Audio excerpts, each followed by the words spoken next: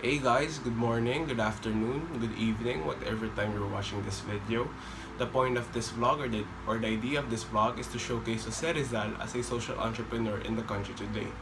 So, first things first, I would like to show you a short video or a clip that will be relevant to the topic and will be discussed later on. Now, this narrow alley outside Francine Bartolata's home has been her classroom. Schools have been closed for over a year because of the pandemic.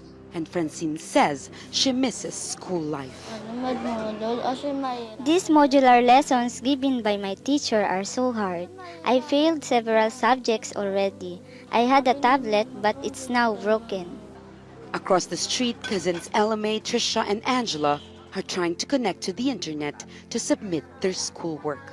Their tablets were provided by the city of Manila to students unable to afford their own. But these days, getting such devices is not the only problem. Many of these children say their parents can't afford a stable internet connection. And when power lines are down, it's even harder for them to study. I feel sorry for our children. Even we try to teach them, it's not really the same. I still have household chores to do and we can't even work and earn because no one can look after the children. When the pandemic broke out, schools across the country were closed. The government then imposed a distance learning system, a combination of online classes, printed materials, and TV and radio lessons. But parents here say they're bearing the burden of distance learning, and the lack of government support is making the situation even more difficult. Across the country, close to 4 million students were not able to enroll for the current school year. And around half of these children who are now out of school come from impoverished communities. A few months ago, the government approved a pilot scheme for a face-to-face system, hoping to open some schools in communities with very low COVID-19 infections. But the country is facing a record-breaking surge that's forcing many communities back into lockdown.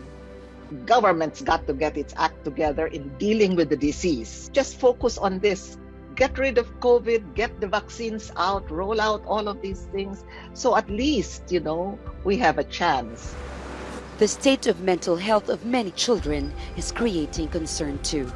For more than a year now, children have been stuck at home and are rarely allowed to go out and play. But many parents say they're not just facing a crisis in education, but also in their children's emotional welfare.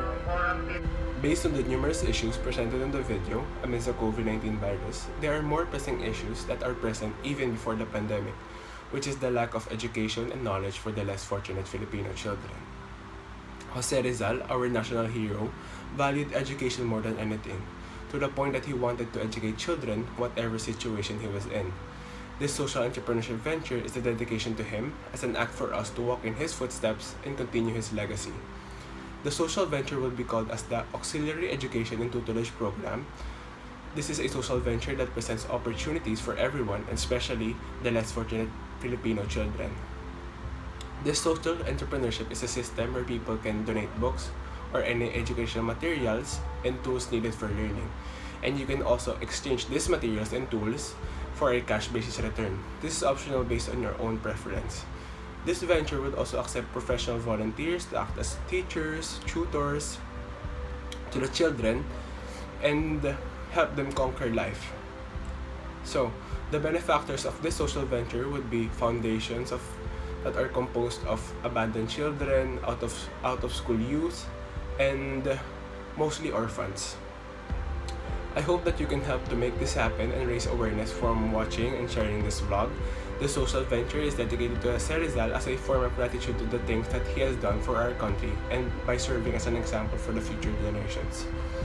So, that is the end of the video. I hope that you learned something from me, and we'll see you again in the next video. So, thank you for listening.